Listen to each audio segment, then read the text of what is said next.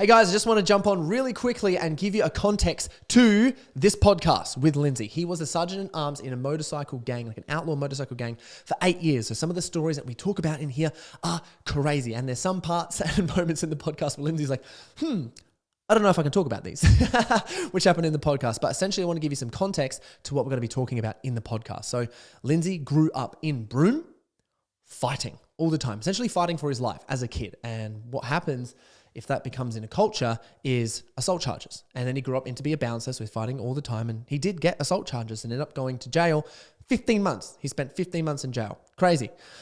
Obviously, 8 years of a sergeant of arms of an outlaw motorcycle gang. And with that came police raids, bashing, gang fights, like multiple court cases, extreme alcohol and drug abuse. And while all that was going on, he was also a business owner of two businesses, a custom workshop and a tattoo studio, which is insane that managing all of it at once and partying really hard. He's also on painkillers and sleeping tablets for 11 years, and he come off all of them like a boss, just cold turkey, bang, done with that. It's crazy. He's also a really high quality musician, drummer and a guitarist, and in the band scene, he's really well known. He's also an auto electrician. He was a boat captain at his own boat, which the stories in that thing is wild. He's been an artist, a painter, and then also he's real avid in the gym. Like, he's a lot bigger than I am. And just to give you guys some context to that too, he's benched like 220 kilos, which is insane. Like, he knows what's going on. And he is also the hard truths, no bullshit community leader in Set the Standard. He coming in and he's going to tell you exactly how it is. And there's people within our community that have got crazy results from him.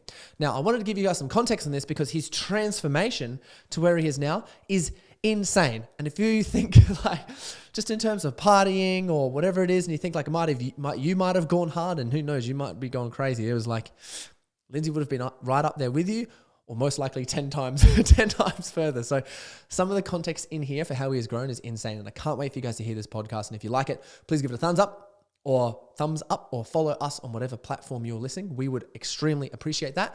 If you do get anything out of this podcast, please share it with someone as well. So big love, and we'll see you on the inside. What up? Bro, you've had like a crazy transformation like over the past year, I would say. It's like year, 10 months. I'd say close to it. What's it been like? Huge, man. Awakening, I'd say. That's a good way, one word to put it in. Yeah, if you were to describe like Linsey a year ago to Linsey now and some of the key things that like you move through, what are those and what do they look like? A year ago, I was sitting at home, had a blown out knee in a, what would you call it?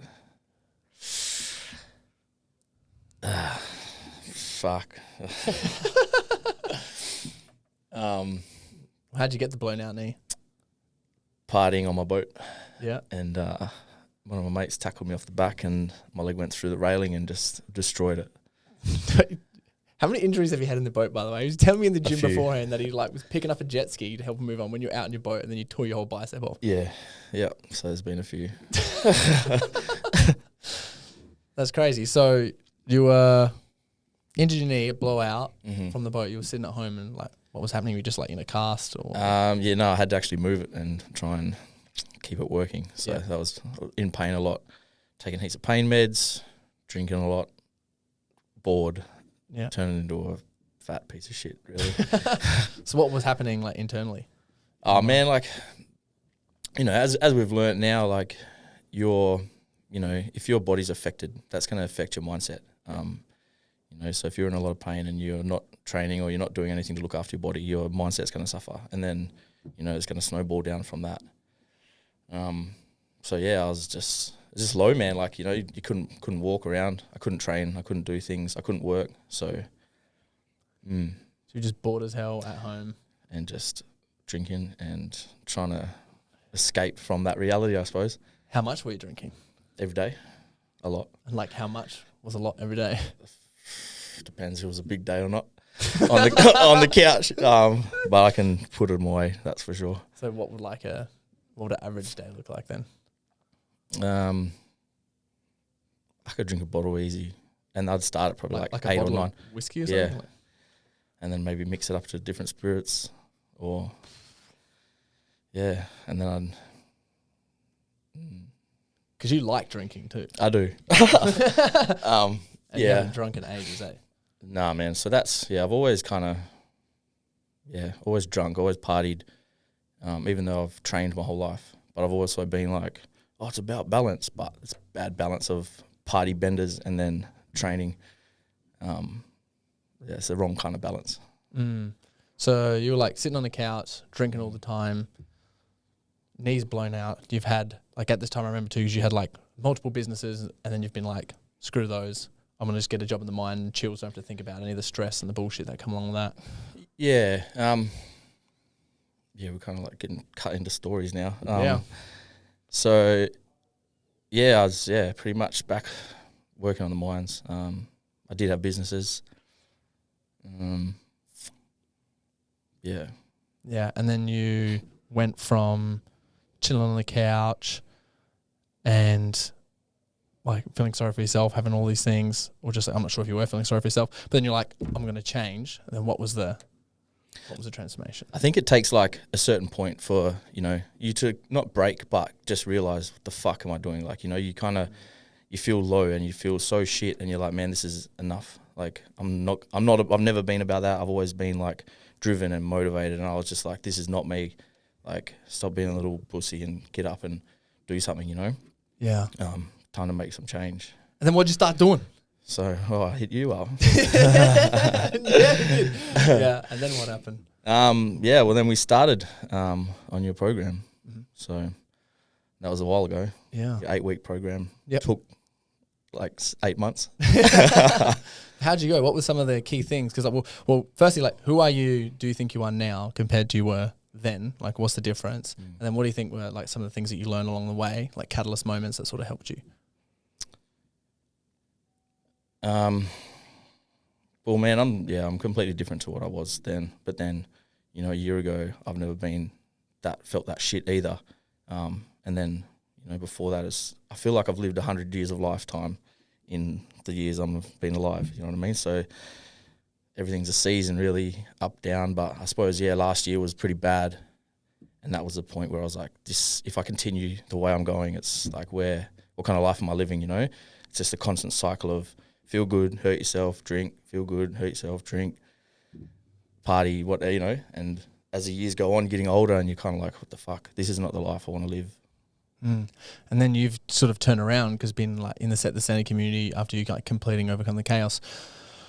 Remember, just everyone's in the community sort of had like been wowed by you specifically at your ability to turn things around. Because you're like, I'm that guy who partied really hard. I was the instigator. Like I've come from a background of violence and bikies and all the rest of it and businesses and like kicking ass there. And then I've been, learning so much about yourself and becoming really self-aware and then taking the time to like learn new concepts and apply them and then come in.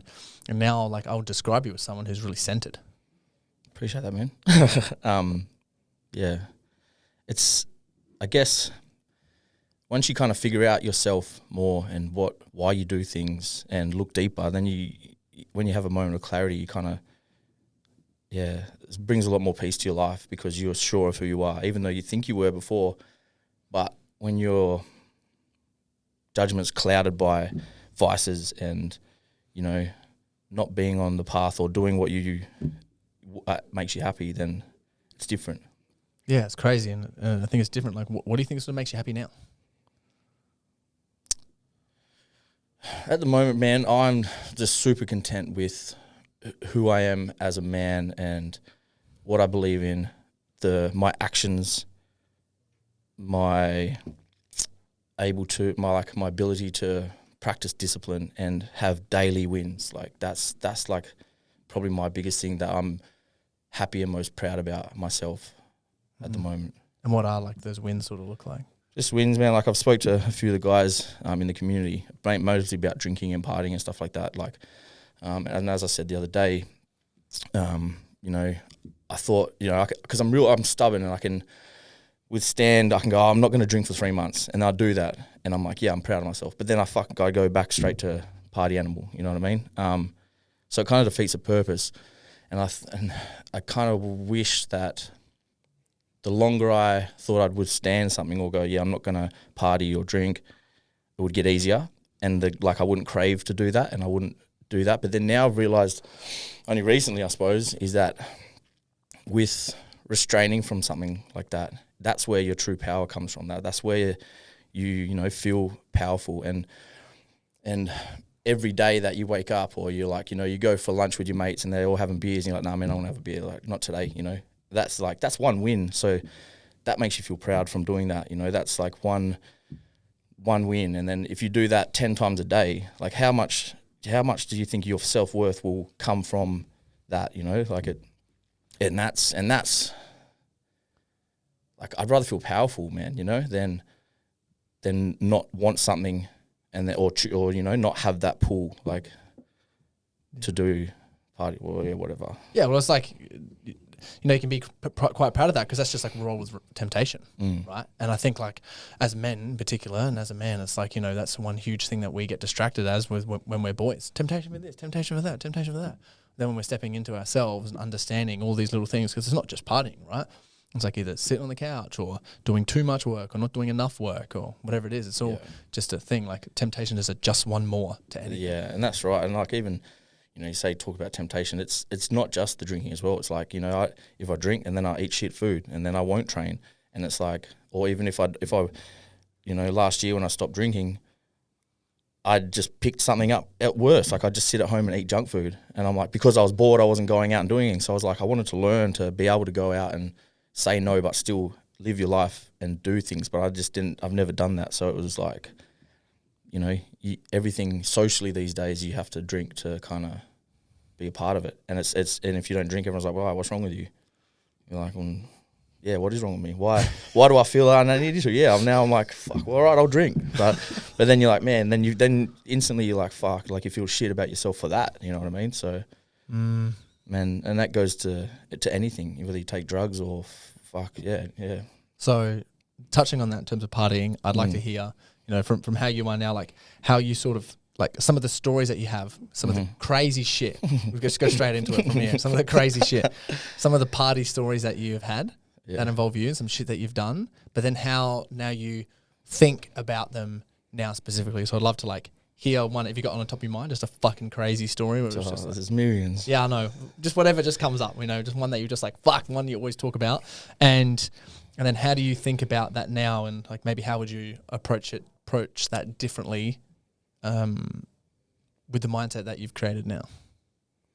I think just because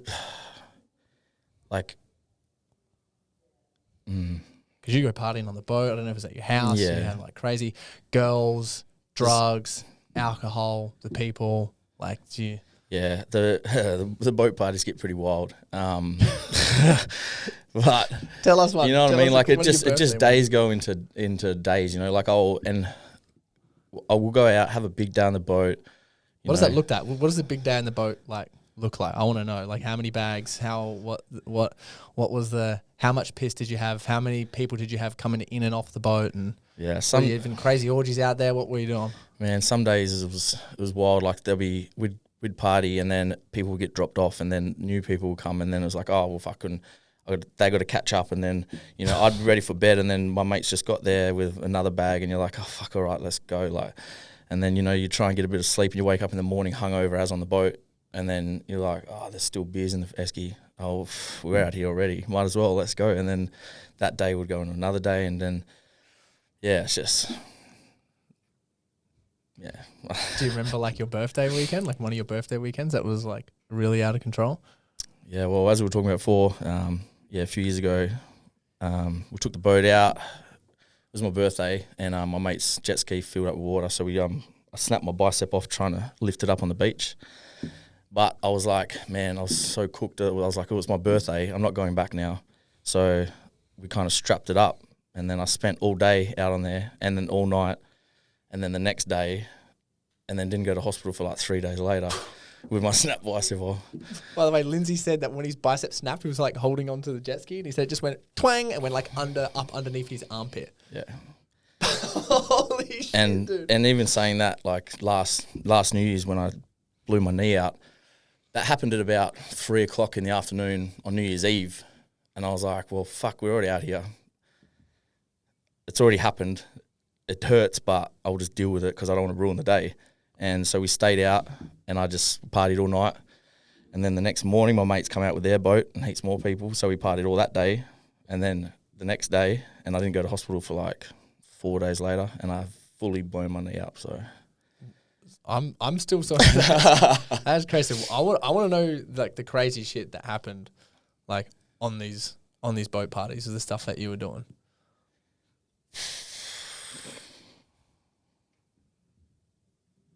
Nah. You're like, no, can't say that. Well, we'll sort of keep it. I'd tell you, but I wouldn't tell the world. We'll sort of some like a PG level stuff that isn't allowed to happen. I mean, like everyone party, man. Everyone takes drugs, all different types. So, and like, I like my boat and taking everyone out because it's like a safe place, you know. Like if people want to take mushrooms or take acid or fucking take whatever drug they want, they're in a safe spot and you're looked after. There's a bed there, you can sleep if you want to come back out, like what it, like, you know. So I guess that's why, you know, I don't go out clubbing or anything anymore because I can choose my friends, I can choose my circle who I want to be around, and also be, you know, everyone's free to do whatever they want. Mm-hmm. So it's all sort of just like a playground out there. Yeah, like pretty a much, safe man. sort of adult a playground. safe, a safe zone as well, you know, like, so yeah, some good times out there. So you're not hurting anyone, but you do hurt yourself. Yeah, I hurt myself. Yeah, everyone else has a good time. Yeah, you're like, God damn it. Yeah, so how do you sort of, you know, how do you think about that now? I mean, yeah, I've had some good times, but eventually you're doing the same thing over and over. And that's like a big realization I've kind of had this year is just like, yeah, I've always loved having the good times, but then, you know, are you living for those good times or are you like chasing that? And then what about the rest of your life? You know, are you just trying to live those moments or are you actually living now in the moment? So, yeah, you know, half the time you're hungover and you're not really with it. And the rest of the time you're looking forward to the weekend or, you know, and what kind of life's that? That's what I've kind of, a big realization I've had. Yeah, one thing that like you mentioned, which like really clicks with me, is like, you know, when you're in a call sometime, you're like, I've fucking got everything. Yeah. And now I'm bored. I said that to you when I first, like last year, I was like, I felt that I had done everything and there was not too much that I was excited about to look forward to in life or with life because, as I said, I had my businesses, had heaps of money. I had my own custom workshop, so I'd build cars, bikes. At one stage, I had like 3-4 cars, 4 Harleys. Like, I had all this shit. Lived in a sick house, owned my boat, all these things. Guitars, and I got heaps of drums, like 6 drum kits, 4 guitars, a whole studio in my house. Like, and you're kind of trying to look for things to make you happy, whereas. I want to see what that thing. What did I say? You wrote it down? Yeah, you got some quote. Lindsay's got like in his phone, he's just got all these like belter quotes that he has and he rips out all the time. Because you had like all materialistic. Yeah. Didn't you say you had something other, some strange like pool tables or like some weird shit, saunas? Yeah, I can't remember like all I've got crazy. spas, saunas, like a solarium, everything. Like, Yeah, that's what you have a solarium. You're like, I've got a solarium in my house. I don't even use it. Or sometimes I'll go in for a quick little burn up, but yeah. So yeah, what did I just say to you before? We can have everything, but we can't. No, we can have anything, but we can't have everything. Our search is never for a thing, but for the feeling we think we get when we get the thing. And what do you mean by that? Well, you know, I wanted my dream car, and then you get your dream car, and then you like, well, this isn't my dream car. I want another dream car. Oh, I wish I had this bike. I wish I had, you know, if I lived in a bigger house, I'd be happier. If I, you know, and we try and chase success as possessions, man. You know, like that's how, I don't know, like you're kind of grown up in our day and age of, you know, you get taught, buy a house, have a kids, or have like, you know, if you have a good car, you're this successful. If you have this, that's how happy your life will be. Where when you get all that, you're kind of like, well, where's all the happiness that comes with it? Like, yeah, you enjoyed it in the moment. Yeah, I love that car. I love that bike. I loved, you know, having all these things, but then you're not really happy with it, you know, and you're always chasing something else to make you happy. And then that's what I've kind of realized is, man, like if you should be happy with yourself, like. Which is the hard part sometimes. Yeah, well, it's hard if you don't want to do the work and if you don't want to figure out what makes you happy. But if you can do that, then it's not hard at all. Crazy. What was the moment that switched you to want to do it? Switch me to want to work on yourself? What was when you're like, I actually really want to work on myself? Just that last year, man. I think, you know, everything was masked by, you know, the boat and the house and all my cars and all just stuff. And then just going, I'm not happy. And then as soon as you lose, you know, your health, like if you're a professional footballer and that's your life, what happens when you can't play football? What life do you have? Who are you? You know what I mean? So not being able to, just another injury to add on, I was like, man, this is happening every year. You know, it's just constantly. And then you look at all the stuff that you think that makes you happy. And I'm like, none of this shit makes me happy anyway. So, yeah, it kind of took, I think, that big injury to really realize, man, like, what is going on? You know, you're just getting older and life keeps passing by. Injuries wake people up, hey, like big time. I also know, like, you know, from your childhood, we said you grew up in Broome. I'm not sure if, like, in terms of wanting possessions, as you'd look at people who lived in Perth or whatever it was, and you're like, I'm going to go to the cities and I'm going to go get some shit. Yeah. I know that you, like, grew up around violence and all that other stuff. Yeah, man. So growing up in Broome, like, I you know... Weren't you the only white kid at the school? Pretty much. Like, there was other white kids, but it was like... It was rough, man. Like, it was, a lot of Aboriginals, a lot, like, you know, half kids wouldn't come to school with shoes on kind of thing. Where I grew up was, like, the roughest part of the neighbourhood. Like, our house, we had big bars bolted to the outside of our house so no one could break into our windows and stuff. Like, it was pretty crazy. But in saying that, you know, like, it was great growing up there. Like, you know, being on the country, being on the coast and doing, like, wholesome stuff. You know, I couldn't really imagine growing up in the city because... Yeah, but, you know, up there's a lot of wealth, but there's also a lot of poverty because people just live week to week. Like, you know, up there it's a little bubble and people, you know, the wealthy, they seem happy guys. They have their better things. But, you know, going to the city and moving, your eyes are open to a bit more. But, yeah, you know, you're told to save, buy a house and have a good car and have a good job and work real hard and you'll be rewarded, like, and that's what happiness is supposed to be. So what was your story? What was the whole process of, like, Linsey, Broome, the violence, and that like you did experience? Because it would be like great times there as well. I remember you said you had awesome fun because tourist location stuff, but then also, like, then moving to Perth, coming up through there. So being a kid, man, and, like, growing up there, I was, like, just me and my little brother, and where we grew up was rough. At school, I also got kind of, you know, my parents were not rough, but they were like, don't take no shit from anyone. So I never did. Grew up boxing, so I'd always, you know, stand up for myself, always fighting at school. Do you remember, like, some of your, like, first times fights, like punching a kid in the face and being like, oh shit, now it's on now? Half the time it was, you know, you get taught to never hit someone first kind of thing. That's how I got kind of taught growing up. And because I was boxing and stuff.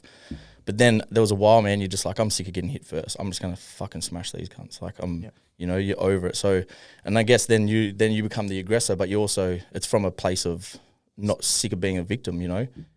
Protecting and yourself. Not that, just trying to protect yourself. High school was pretty much kind of the same, but not as bad. But I left school early, just did my apprenticeship.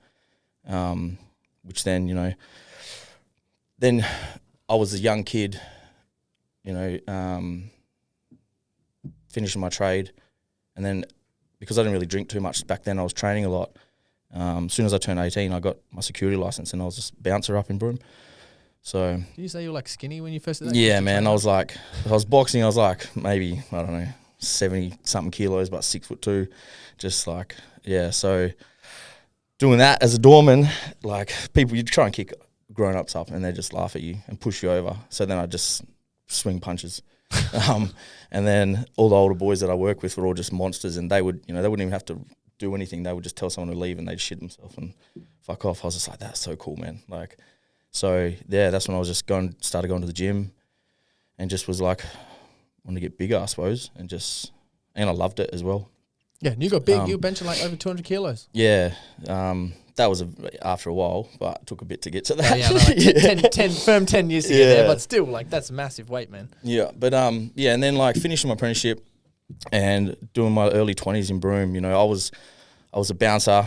I was, you know, working nightclubs and stuff, belting heaps of guys. I was kind of like the shit, you know. So then I moved to Perth. Have you got any stories around that, by the way, of like Broome, and you like could remember when you actually felt to yourself? Because I'd like to hear like the experience of when you were like, yeah, I am the shit. Like, no one can mess with me. When you're an 18-year-old, 19-year-old, 20-year-old kid, man, and even just having a small power of who you let in the pub or kick them out, or, you know, if they fucked around, you give them a hiding. Like, that's, looking back at it now, you kind of feel powerful, and you kind of build a huge ego from that, I suppose.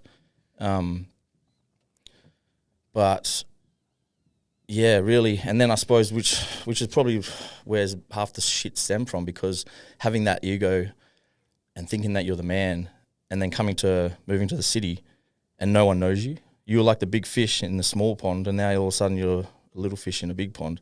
So that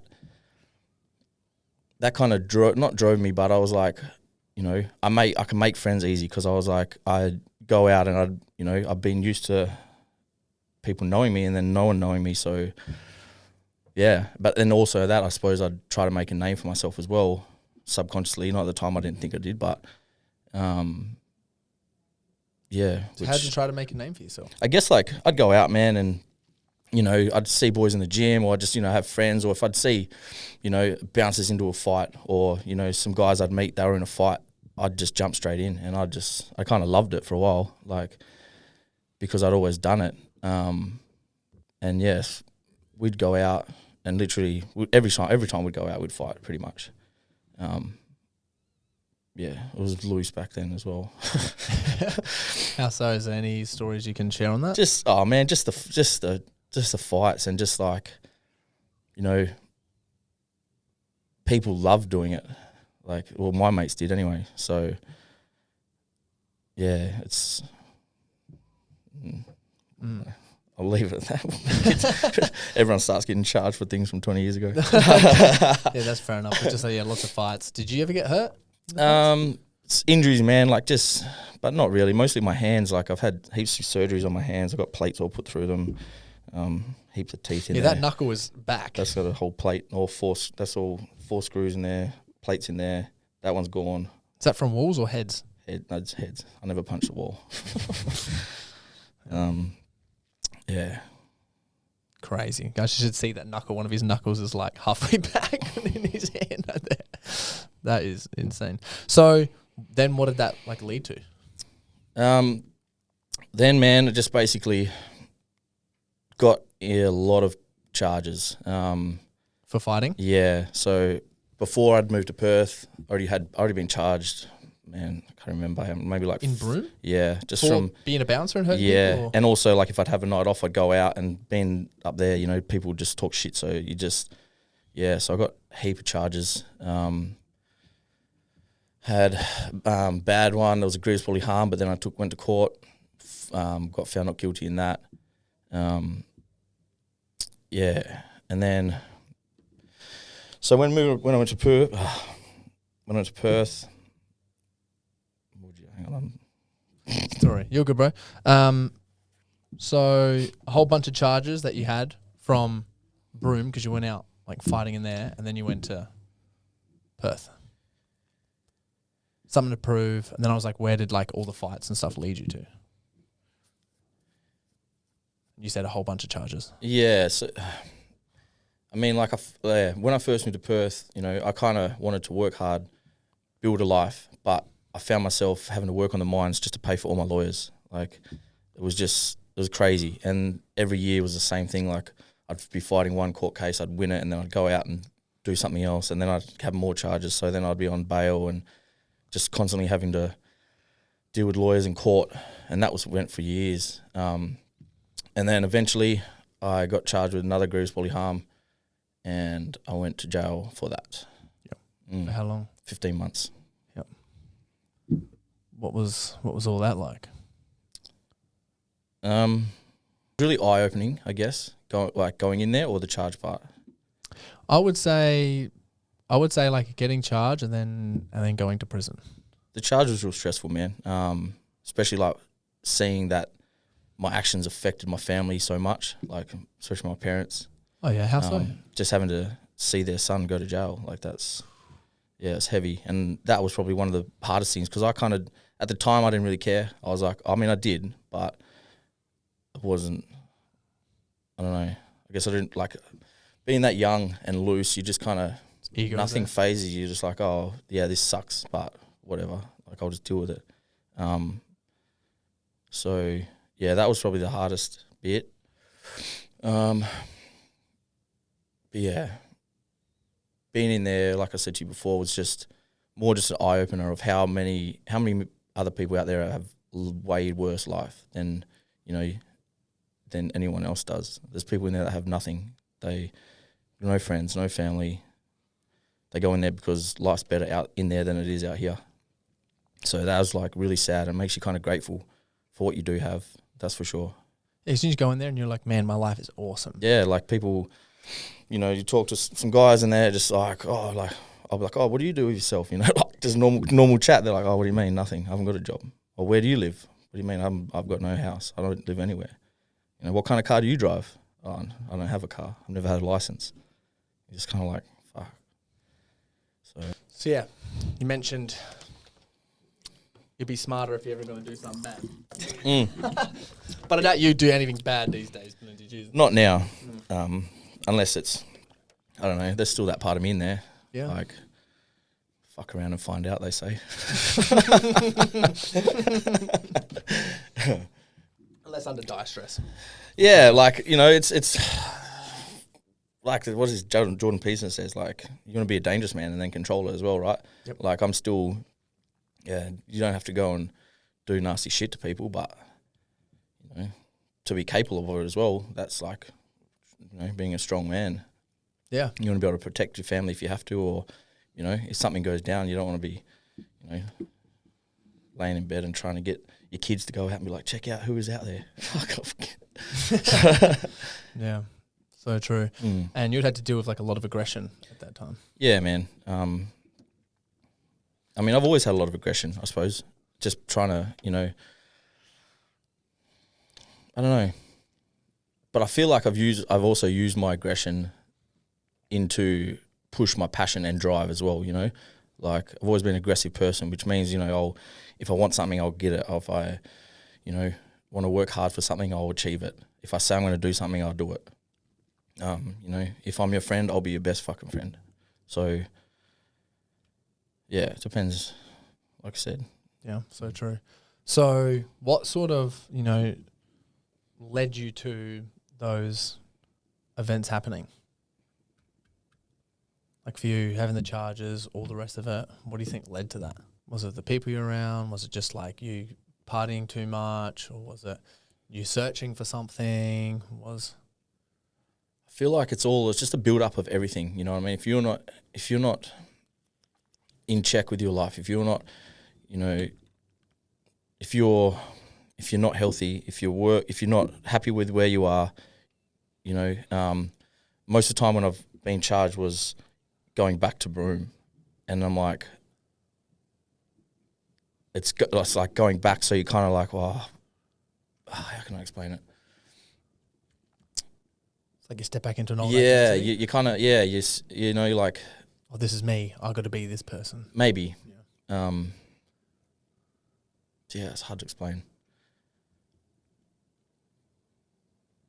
But, like, it's not just one event, and that's one thing that I have learnt is, when I did hit that guy, the one that I went to jail for, in my head at the time I was kind of like, oh, he fucking was pissing me off, or he was, in my face, he was starting on me, so I smashed him. So I was not he was attacking me, you know what I mean? Whereas now I realise I could have just walked away. I could have been like, man, I already know I will smash you. I don't need to do this. I don't need to prove anything. You're the one with the problem, not me.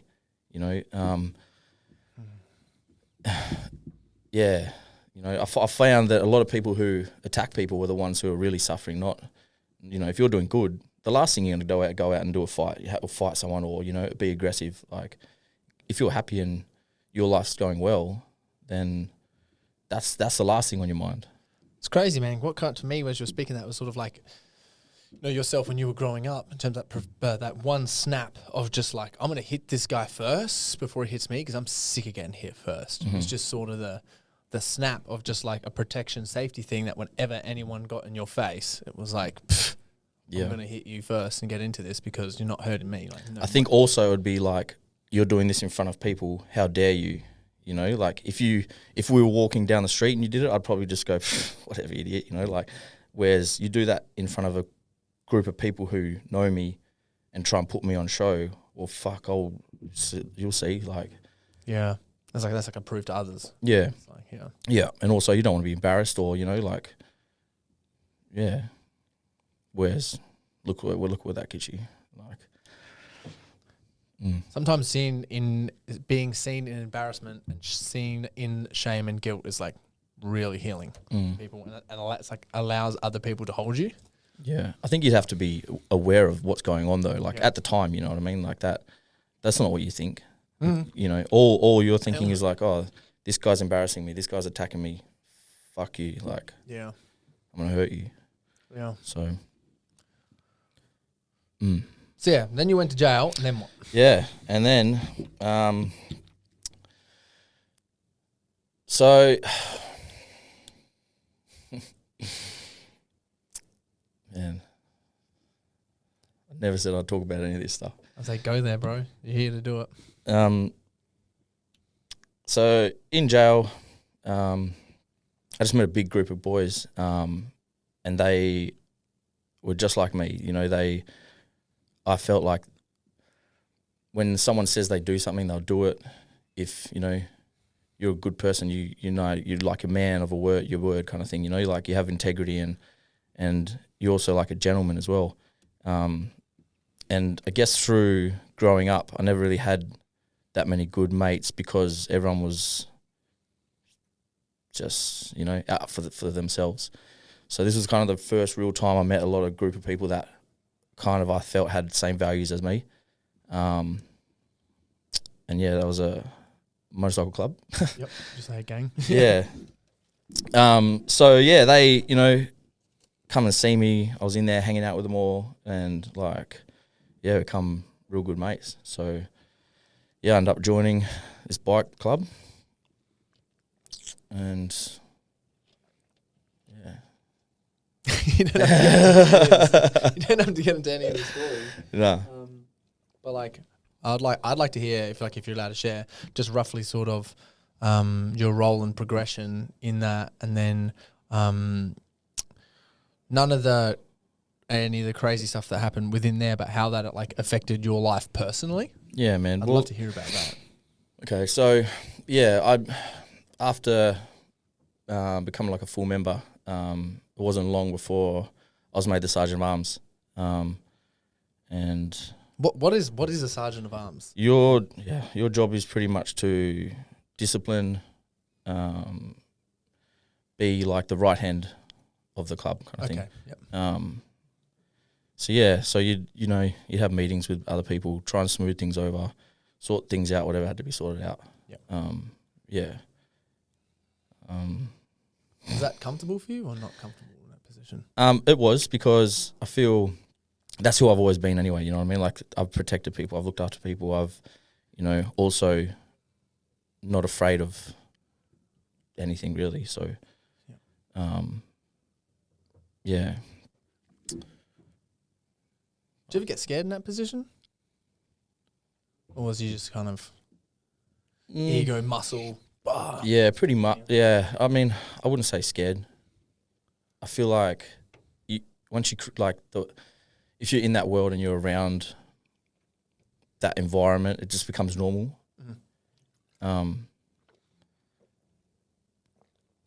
Yeah. But there's fuck, I don't know. Did it shape you? Okay, how long were you there for? So I was in there nearly 8 years, I think it was. And of course it would have shaped like who you are. You can't not be around that 24 hours a day and not. But yeah, it's.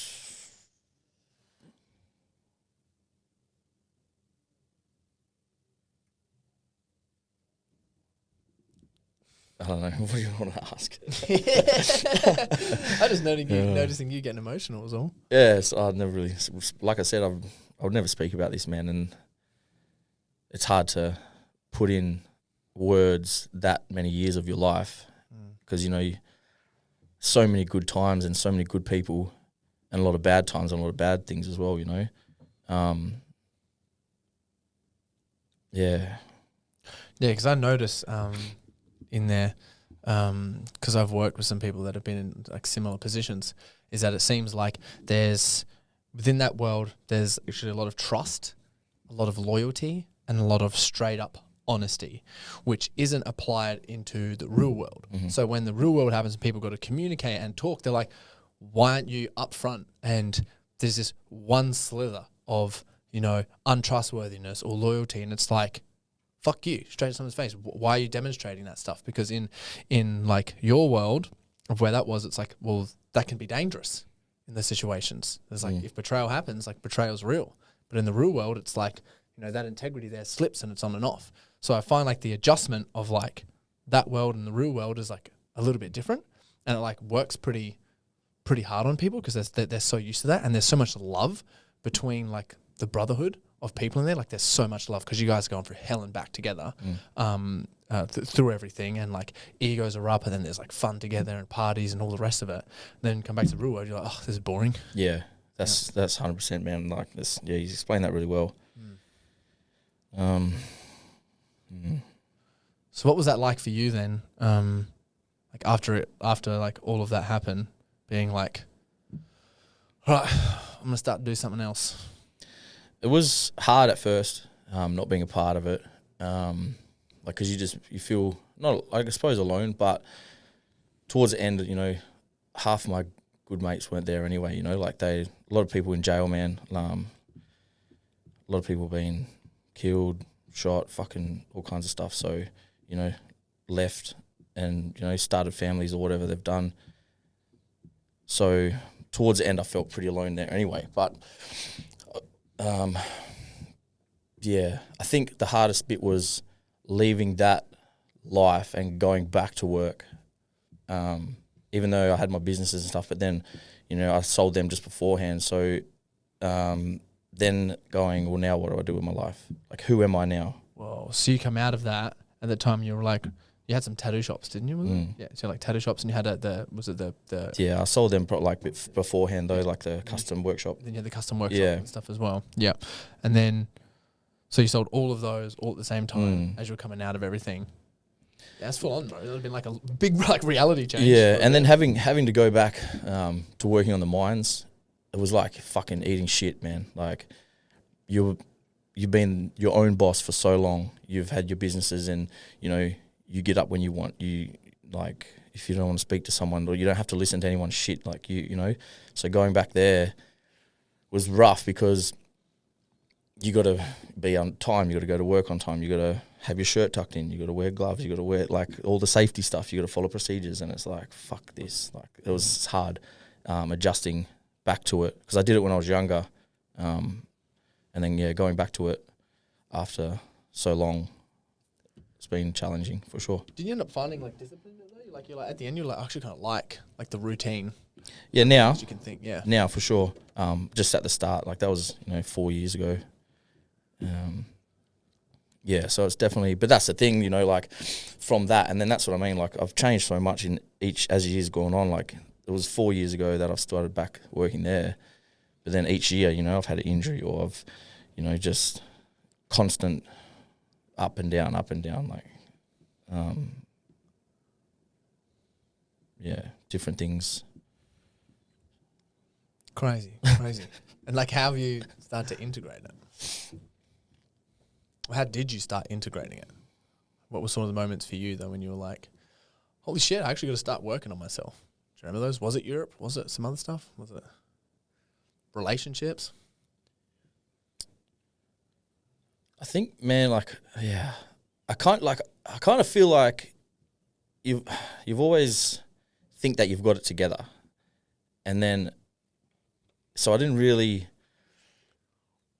You think you're happy, you think that you got your shit sorted, but then I think deep down, but then you mask it with things, and that's what comes back to substance abuse or alcohol or whatever. So you don't really think it's as bad as you think it is until.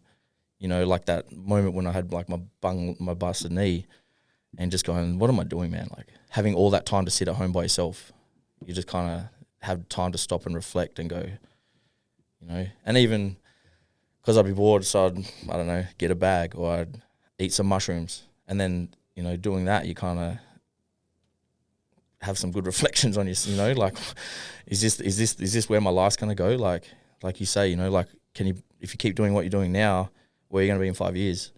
So I kind of asked myself that really, and I was like, will I be happy with that's where I'm going? And that's where I kind of told you, like, I thought I had success. I've got all this stuff and I'm not so happy. I don't feel successful just because I have all this shit. I have all this stuff, So that's why I was like, it's happiness comes from within, man. Like you have to change.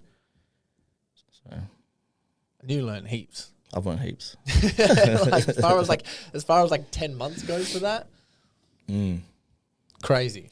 Yeah. Well, even before last year, I didn't even read a book, man. Never read a book in my life ever. Not one. Never. School, like even in school, I didn't even go to school half the time. Like we'd go to school till 9 o'clock recess and go, fuck this. Let's go smoke weed and go for a surf. Like we didn't, that's why I ended up leaving school and doing my apprenticeship because I was like, I don't want to be here. This is, So to do schoolwork or read a book, like, yeah, never read one. And then now I'm my 12th.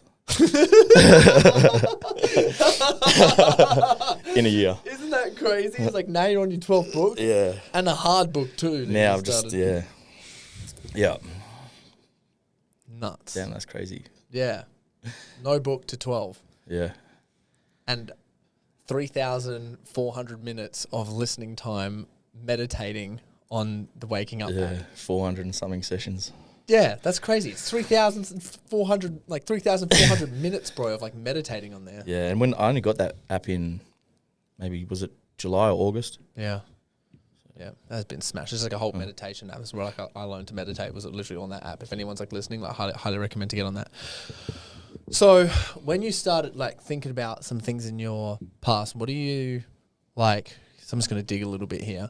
Like, what are things that you hold guilt or shame around, or when you think about things, you just think like, man, I really hate that I did that, or hated how I was, or hated my mindset. Now when I think about that, in that realm, I think the first thing that comes to mind is not being really present and aware of how I was, who I was, how I thought, and just having general awareness of what I was doing.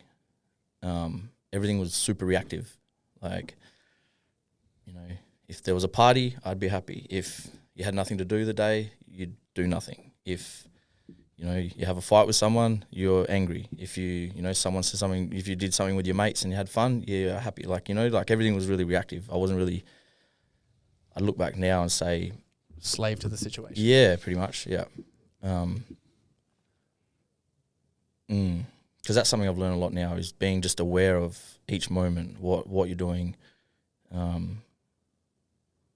Like you're in control of your mind, like you can't make me feel anything. It's how I think is going to change how I feel. Whereas before I'm like, oh, Corey, you just made me mad. Why did I make you mad? Or did I offend you? Well, so that's kind of a huge thing I wish I knew back then, because things would be a lot different for sure. So what does that look like when is there anything that you can remember, like any stories? Because I know like the intention here is sharing some stuff. If it was because of any stories that, you thought then when you were reactive that you were like, I would approach that one so differently now in that situation. Well, definitely like my temper, bro. Like that's one thing I'm, pretty ashamed of over the past. Whereas I've done a lot of shit. I've hurt a lot of people. I've hit and bashed a lot of people when 90% of it probably was unnecessary. Maybe, actually, I don't know. I don't know. This is still conflicting with me. But I like that that's conflicting with you. Like, let's get into that. Like, I know that's conflicting because, like, because there's like two parts of your mind. Yeah, I still feel like, I mean, the right thing would be violence doesn't solve things. But I kind of like,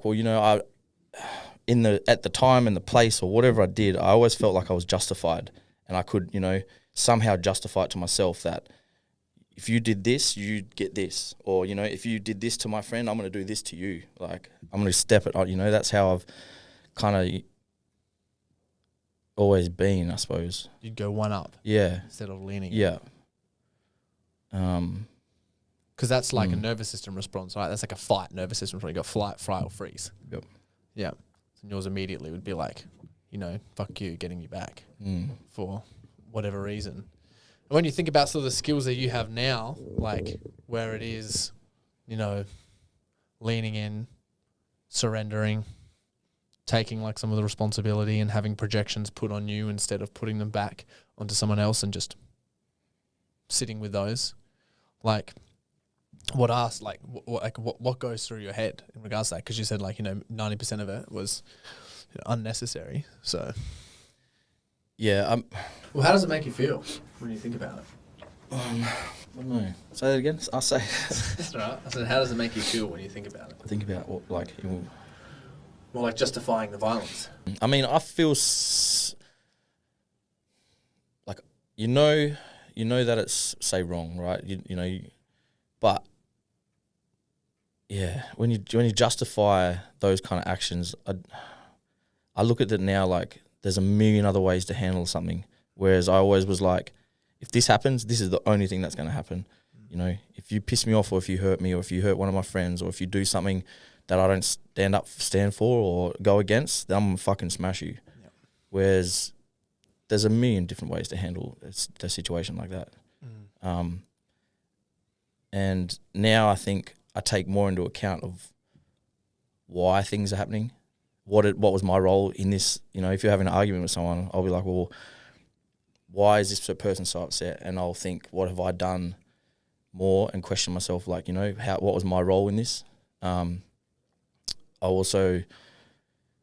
feel like when you build your more confidence in yourself, you'll then not be so reactive and not so defensive, and you can look at maybe what's happening in their life as well, why they're acting like that. How does that make you feel now that you've got that? It's makes you feel more at peace, I think, man. Like you more, like I've always thought I was really confident, but the fact that I'd also like, I used to say like I was kind of scared of myself, that I was how far I would go, or the things that I would do, like would kind of scare me a bit. Whereas now I can kind of have these, say tools, and I have different perspective on things. I feel more confident in myself because I know I'm going to make better decisions and, treat people better than I have, or, It's like before I was thinking it's like a sort of like a confident but insecure. Yeah. Right. It's like I'm confident in what I can do, but I'm also insecure, which is why I push the limits. And things. Or I just didn't have the, good communication tools as well. I'm like, well, what does that look like now? But why?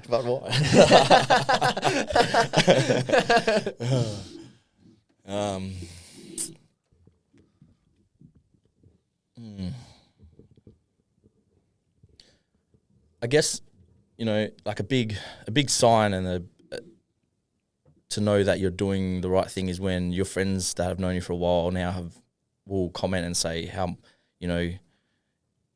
you seem different, or you're changing, or, ask you for advice, or, comment on the change that you've made, or say they're proud of you. Like that's that's huge, man, to me. And that, shows that you're making changes and doing, going down the right path. And it's crazy, right? Because they're making comments on who you are specifically, not on exactly, what you're doing, but also who you are as well, which is a big shift. Mm-hmm. Yep. Yeah. And like, so what are you getting comments on? Oh, just, everything I just said, man. Like, cause I just, I feel a lot more peaceful now. I feel like I can have a more, I don't know. Yeah, damn. So like, cause like they're proud of you because you mentioned they said like you quit drinking. Like you talk about some of the things that you get real confident in terms of like how you deal with temptation, how you listen and how you have really good advice and how you can call people forward and motivate people and like your mindset for true discipline now of being like, what's tough, what's not tough and, staying true to what's you and feeling really integral with what you say you're going to do but like, sticking to it for long periods of time. Is it stuff like that or? Yeah. I mean, like the fact that discipline, like I've, kind of, it's been a big thing. Like it is one of my main things that I will always wanted to be, is be disciplined because if you go to the gym every day, you train, you eat, but then why would you just have discipline in one area of your life? You know what I mean? Like you train every day, but then you go and party every weekend. It's not discipline. You train every day, but then you go home and eat 10 tons of Ben & Jerry's. Like that's not fucking discipline. Like that's, I guess, something, you can't preach and say these things if you're not living it, 100% yourself, you know what I mean? Mm-hmm. So. What a wake-up call, man. Like when I think about that, like that is so insane. For being in the position of like when you're a kid and then like getting into all the fights and then being in the position where it's like, okay, this is happening and then going to jail, getting into a motorcycle club and then having like 8 years of, partying and all the rest of it and then being in the position where you're like, cool, I am going to work myself. I am going to get like true discipline and holy shit, there is a lot to look at and there is a lot to integrate there. Like I just couldn't imagine in your mind, like just when you'd sit down and think about things, just all the stuff that you'd be running over and reflecting on. Mm. And like and looking back now, I guess I don't know. It's if you can't, I always say be a man of your word and be, have integrity. But how many times have you then, not been a man of your word to yourself? Like maybe when people are around, but then, you don't do what you actually say. And if you're constantly letting yourself down, then how do you expect other people to trust you? How do you expect, people to believe you when you know that you're not even keeping your word to yourself? So, and everyone knows what they do. Like, you say you do something, but then, you will tell all your friends that you're not drinking, but then you go and have lunch with one of your friends and you have a glass of wine. Well, but, he's not going to tell anyone. Well, fuck, man, like, then you're just breaking your own word to yourself. So I think, being truly aligned with what you say at all times is going to give you self-worth and make you feel powerful, and you're going to be proud of who you are. And that gives you strength. You know what I mean? And like real strength. Yeah. So what motivates you now? Now when you think about when you get like motivated or passionate, like what motivates you and inspires you? Because I know my purpose, man. I like that. What is it? My purpose is to be the man that I would always look up to and aspire to be. Mm. And that's in every aspect. Like, I want to be someone who everyone can rely on, and, they know Linsey's going to definitely do that if he says he's going to do it.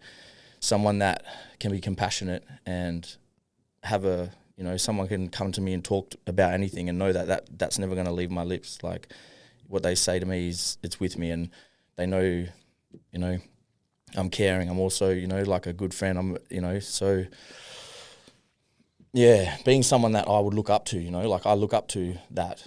I look up to someone who's successful, someone who is present in each moment, someone who, you know, is, yeah, like a real man that fucking does what they say. So, as you mentioned, you always find yourself in leadership positions, and obviously, like, you're scaling up. But there's a difference between, you know, being for lack of a better word, we use things, you know, like, you know, king, like a tyrannical leader, where it's like do what I say, reactive to things, and instead being in a position where it's like, you know, people look up to you, people listen to you. And they also look up to your discipline. They look up to your intelligence. They look up to your consciousness. They look up to you, like, your presence. Like, how has, you know, being in there and stepping up served you?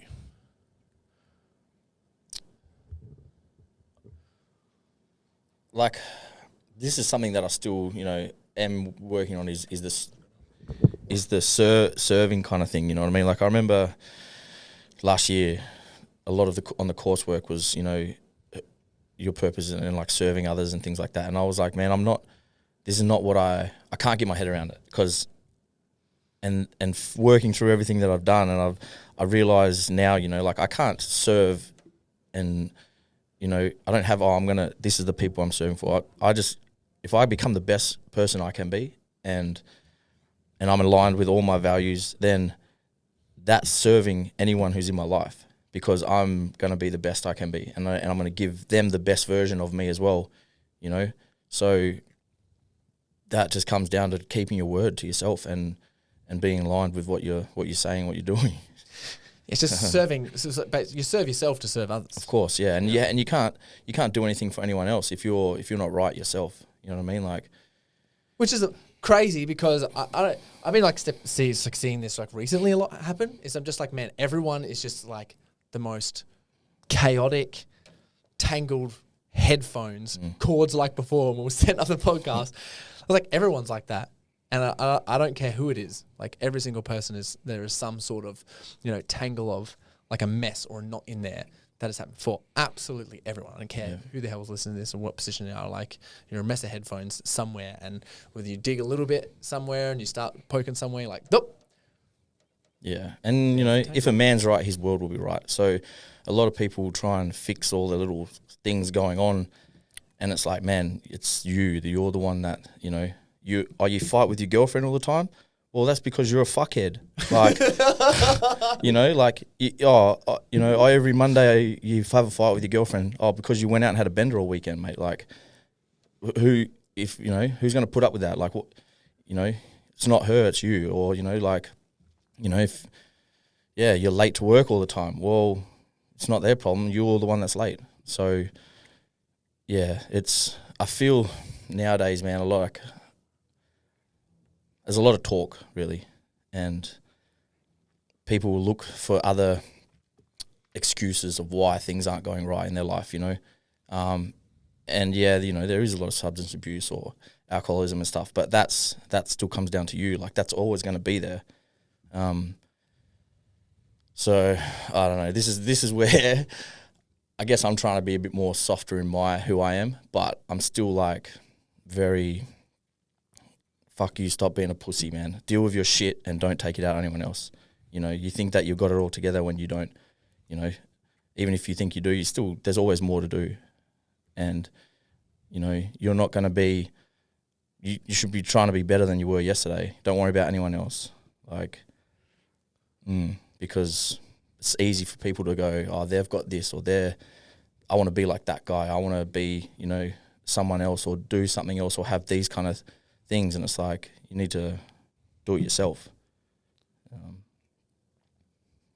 Which is crazy. And you see that, like, you know, with patterns. Like, you were telling me some, like, you know, cool story. You had a friend or something that was like, you know, interested in getting into a motorcycle club, and they were like 18 years old or something, and you were like, what the hell are you doing at 18 years old?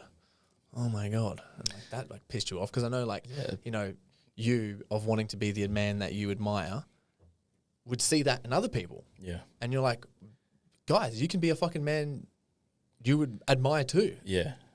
And I feel like doing that a lot of people are chasing something to make themselves be someone, find their identity. Oh, I want to be, and you look at, like you say, why are you doing this? And if you start digging deep into things like, if people want to do that and join that, why are you doing it? Because why, you want to be respected?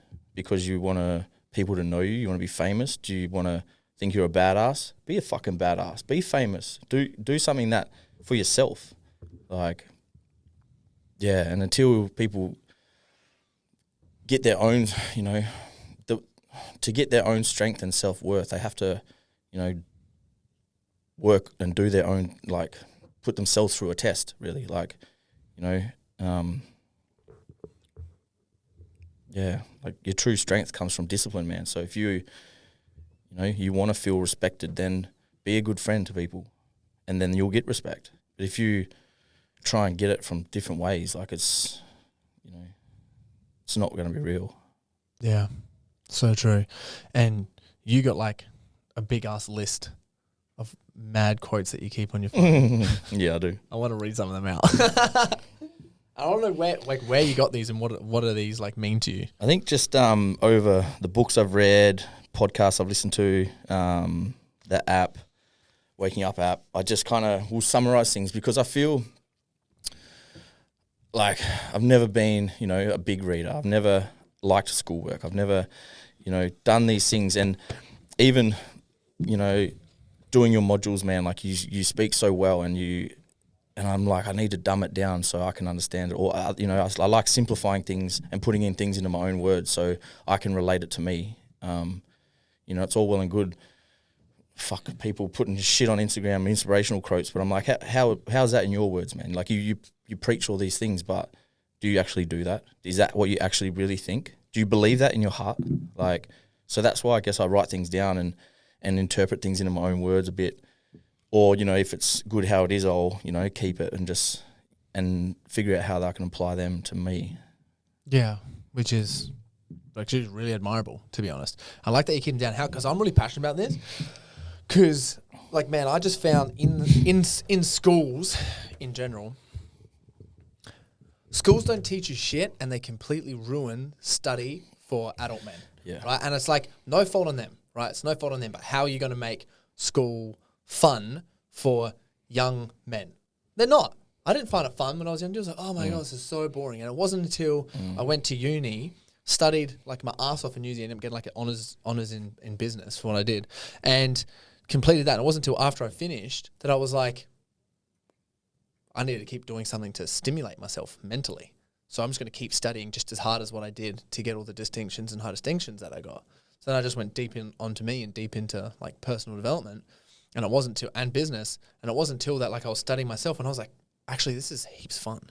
And I had a couple of assignments that I did that were like, actually enjoyed some of them. And it wasn't until I was like, how come I haven't been doing this like my whole life? Like how has it not been taught to me that like studying and becoming really intelligent, becoming smart is so fun and enjoyable. And it helps me in every facet of my life. Because if you're someone who's an action taker, I always consider myself an action taker, it's like, cool, I've got capability. I was missing intelligence. Now I can just apply the intelligence to capability and it's fun. And I get so like passionate about it. And I just fucking love that you had that as well, especially from someone who had never read a book, who was like, don't like school or anything, like hardly in and out of school. And you sit at home because we see you've got like notepads, pens. Yeah. You sit there, you read and study and write shit down in your phone and on notepads.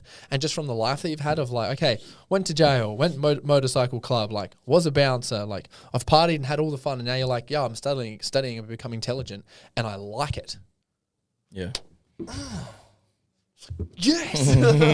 I just hyped that, man. Like, what are your thoughts on that real quickly before we get in there? I think say if you're younger, man, like it's your passion. You need to find what your passion is. And you need people around you who will help you and drive you to push into that passion. Not someone just going, oh, you need to work hard and save money. Like that's fucking shit, man. Like look at the world we live in. And just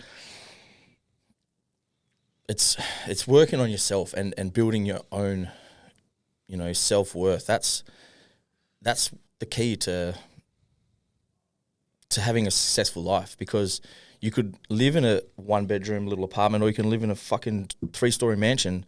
But if you're not happy with who you are, then you're both going to be happy no matter where you are. You know what I mean? It doesn't matter what you get, how much success you get, because you're not really wanting that, and it's not your passion. It's not what's going to make you happy.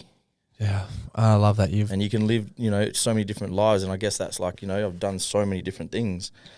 And I'm like, none of this is even, like, yeah, you're happy. Of course you're happy in times, but true happiness is like, it's all come from your mind, man. Like, let me just go. I got one of them actually.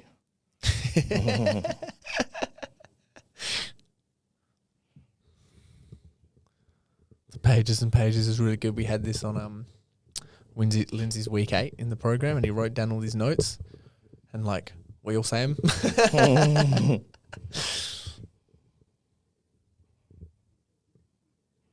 Yeah, like here's one.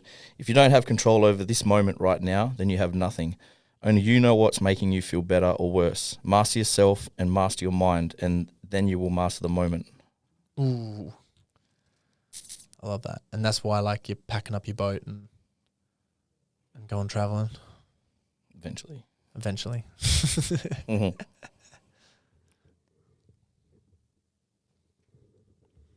What else in there? What are some other things? I'd like to know some quotes that you liked in there that you written down, and like sort of where you got it from and why it's important to you. This is a good one. I read that book, Think Like a Monk by Jay Shetty. Yep. This was something I took out of that, was happiness and fulfillment only come from mastering the mind and connecting with the soul, not from objects or attainment. Success doesn't guarantee happiness, and happiness doesn't require success. They can feed each other and we can have them at the same time, but they are not intertwined. Ooh. What does that mean to you? How did you apply that to your own life? Exactly what I've just been talking about, bro. Like, you can have all the cars and the money and, all the materialistic things, but, if you're not mastering your mind and having success, that doesn't mean you're going to be happy, So that really resonated with me a lot. It's crazy that it's like, when you think with success, like if it's actually real success or if it's fake success. Yeah, and what's your definition of success? Do you know what I mean? Like, everyone has different one. And if you might think you have what success is to you, and then you get it and you're like, well, I don't feel really successful.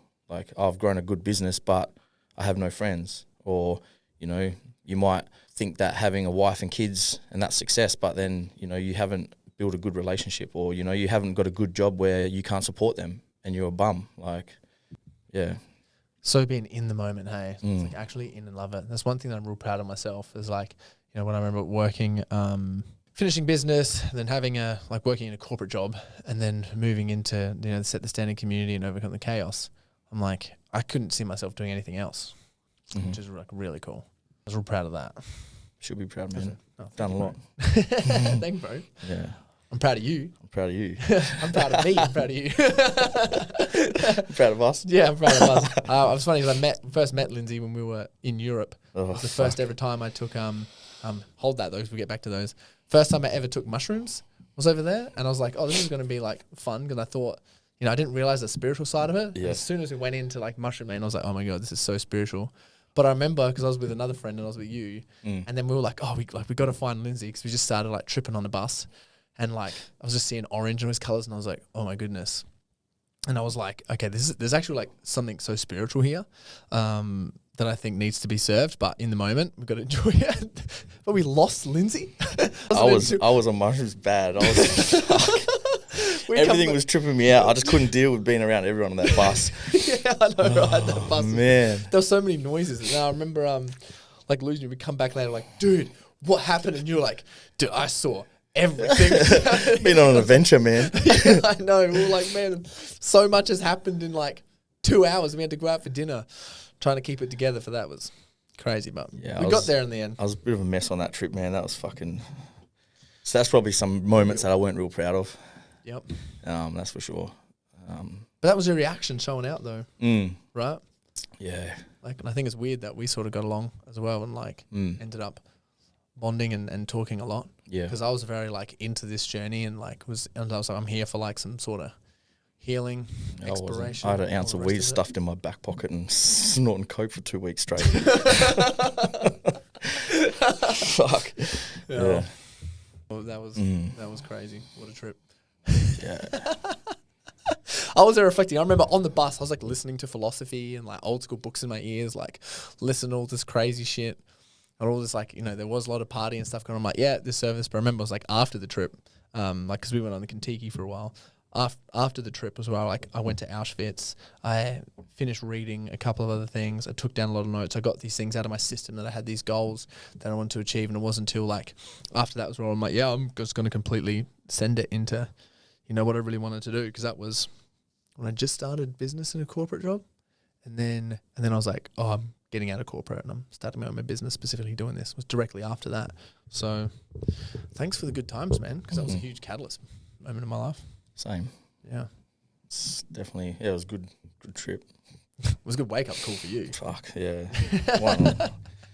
Man, I can't, that first, it was like the first day we went through London and I'd got the ounce of Coke and I just didn't even think. And then it was that first day we went through, was it Dover or something? There's customs and they pulled us aside and they went through everyone's bags, the sniffer dogs. I was just like, you fucking idiot. Like, what have you done? I'm sitting there with it in my pocket just going. I actually remember that when that was happening, we were crossing because I was chilling in there and they talked about, they're like, you do not want to have drugs over because the laws and fines here are crazy. And like, I don't really take drugs. So I was like, I'm chilling. And then I remember you looking. See, like, that's one decision. That's one decision that could have fucking changed my whole life. Like, imagine getting locked up over there for 10 years or 15 years. No family, no friends. For what? Yeah. Fuck. To party by yourself because no one else was doing it with me on the bus. I was in my own little world, like doing sneaky shovels on the back, like it's disgusting, man. But that was the stage of it. But that was your world, right? Yeah. Then you're bringing that to normal, and it's like, but then it was like, you know, I like how you talk about it. It's like, well, you had to create your own world, yeah, right? And you were in a reactive world that you had where you were just doing what was ever and what you thought was normal, which is crazy. It's true. It was actually cool for me, like on that trip. I don't know about you, like to hear your parts in this, because most of the time I find myself in a leadership position as well. I'm always like, you know, the life of the party and stuff. And in that trip, as soon as we went on there, I was like, I do not want to be. I was like, I cannot be bothered. I don't want to do any of that. I'm here just to like learn and take shit in and see what happens. I was that, like, that's what I wanted to see everything and learn everything as well. But, you know, like that, the group that we were on, I couldn't kind of connect with anyone like you, and there was maybe one other guy on there that I would even like could have a conversation with and hang with, because everyone else were just way younger than me. I was on a fucking another planet, like, and I feel like because you're like such a good person, you can get along with anyone. Whereas like those other people were just shit scared of me, and I was probably just running amok anyway. So I don't think it was like too bad of a mark. Besides when you shaved everyone's heads, that was funny. Yeah, funny, but like also at the same time, man. everyone was like, "Yeah, I know," and I know you apologized big time for that. Yeah. But that was just part of the party. Like we got so drunk one night, and like Linsey, you shaved like two people's heads. I'd been awake for like 2 days snorting drugs by myself because no one will party with me. So I went and shaved one of the guys' heads, which was not. I was like, thank God cool. you didn't shave mine. I would have been so angry, and I would have yelled, and I would have regretted it. I would have been so angry at that. But like, I think one thing was real cool was you atoned for that, like big time.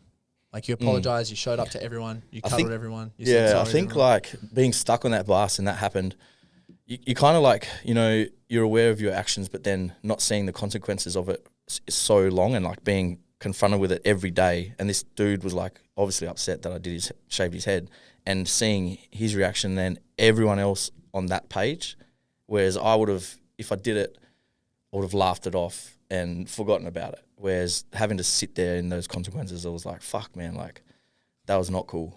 That's healing as heaps. That's healing as hell for you though, right? Because just sitting there in that container of just reflecting, of just like, I have to be here now, and I have to face this, and then like, holy shit, like something that you think's a joke and funny at the time because you're cooked, and then seeing like, you know, that one little thing, you just, if you didn't do that, it would have ruined his trip, or, you know, all these people on the bus wouldn't hate you. So we should assume everyone hate you. I didn't hate you. I was just happy. I was like, thank God. But I remember like that night as well, that we're at like a winery, and it was like, that was a drinking night. Everyone was like drinking wine because it was cheap and everything else was expensive. So that was like a big night. It was like you mentioned, there's a lot of drinking involved. So you can really see how like drinking's been such a vice for you. Of like injury, wrong decision, fight, something stupid. And they have to go to this journey of reflecting and being like, holy shit. But, you know, I just want to say thank you for like, you know, manning up and putting yourself in a position where you're like, I'm going to change this. I don't want to do that anymore.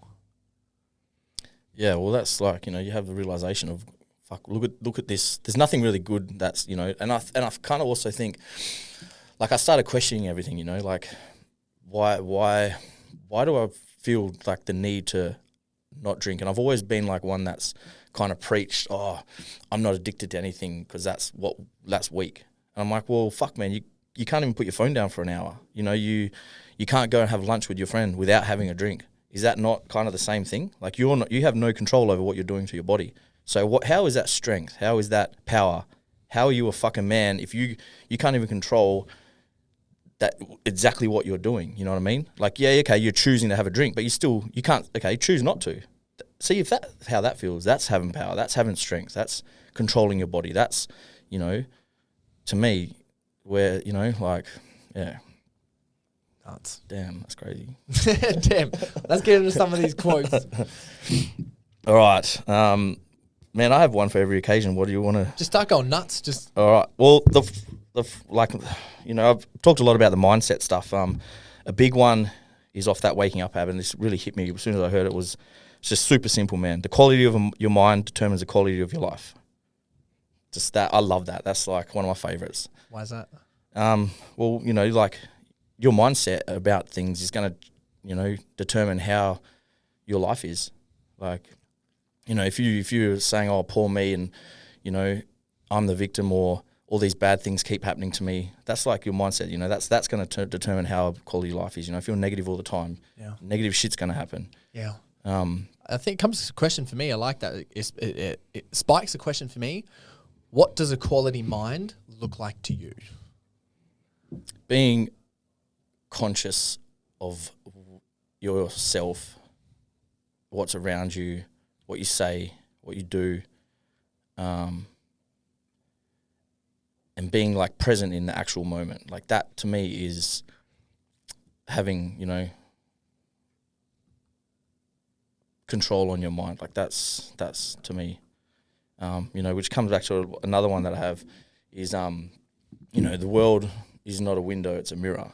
So for so long, you kind of look out and you're always like, oh, you know, I want this or I want that. And I look for things to kind of, like, how can I explain it? Like, if, you know, you want success, you're kind of looking at what other people are doing, or, you know, you know, you want better friends, or you're trying to, like, you're not looking out at, you know, and to have better friends or to have a better life, like, you need to look at yourself. Like, how am I showing up? What am I doing? And, you know, if you start looking after your health, you're going to have a healthier life. If you start eating better, you're going to start feeling better. If you stop drinking piss, you're going to, you know, you're going to start doing things that don't revolve around that. You know what I mean? So, yeah, so often we kind of look out for answers when the answers are who you are. You know what I mean? Like, yeah. Yeah, that's the whack. That's the whack, baby. What else? Let's list a few of these bad boys out. Yeah.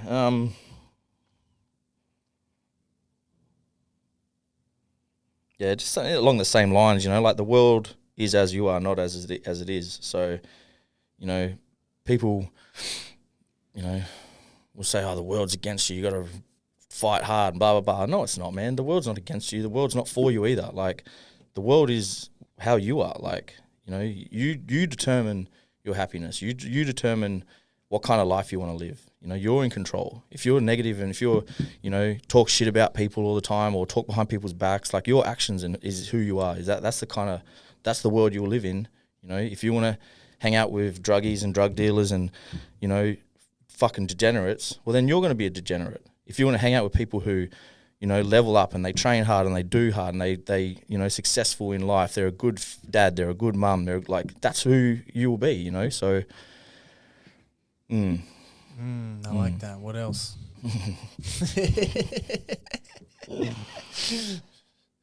Rattling off all the bad boy ones in here. Another good one is this, bro, is be present for the pain and you'll get the growth. So, Ooh. yeah. So, if you're going through a hard time, which, everyone does at some point in life, but so many people will try and use vices or use just different things to escape that hard time, you know what I mean? And that's where, through the pain and through hard times is when you actually grow. Like, that's where you get your strength. That's where you'll grow and learn things about yourself. Like, so if you're not present for that and if you're not, aware of it, then you're not going to grow. You're just going to keep going around in circles, Oh, that's so good, especially coming from you, because that was you. Yeah. Like, you were in the pain and you were not present. Yeah. Like, at all, and just delaying it until you just shone the light straight back in your face. Yeah. I was going somewhere with that then. Forgot. Oh, so sorry. I just going to come in there. You were talking about like actually feeling the pain in the present moment, and then if you're not present for that, then like you won't get the good. Yeah. That's right. Yeah. So being present for the pain, and so many times you're in a shit time of your life, you lose your job or, whatever, you break up with your partner or you've had a fight with your mate, through those hard times, that's when we'll, get our strength and that's where we grow. And then something that I've learned as well is, I would deal with a problem or, an issue and I'd try and look at it, how do I solve this, and as it was like a problem. But now I look at things like, if something goes wrong or is an issue or a problem, I look at it as like, this is an opportunity, not a problem. It's, how can I grow from this? How can I learn something from this? If you have a disagreement with someone, what can I learn about this person that I didn't know before? What have I done that's made this? What's my part in this? Like, if your car breaks down, don't be like, okay, well, here's an opportunity I can learn something about my car and fix it. Or, I have to organise someone to tow. I'd have never done that before. Every problem, it's an opportunity. It's a way you look at it, man. It's like having that mindset of, not avoiding hard times and actually leaning in and going, okay, like, what can I take from this? So much sense for what you were saying then specifically, because it's like, well, even if it is, you got to learn to tow or your car breaks down or something else happens, it's like, that's really good because, in 5-10 years from now, if that happens to a child or another friend or someone else, you're like, I can figure this out. Yeah. You know what I mean? And you never know. Like you could, say you have no job and your car breaks down on the side of the road and there's a tow truck that comes fix you up and you could be so mad. But then if you have a nice mind, like if you're nice to that guy, he could be like, oh, you want a job? There's so many opportunities of every single day and every single moment that you could take away this, so much. Whereas instead of, if your mindset is, fuck this, sucks. I'm not talking to this tow truck driver or, like that's just an example, but yeah, that's some. That's some. That is. And yeah, like hard times aren't there to break you; they're there to build you. Yes. And the depth of your struggle will determine your success. Yes. It's like bringing the arrow back to shoot us. Adversity truly introduces a man to himself. What do you mean by that?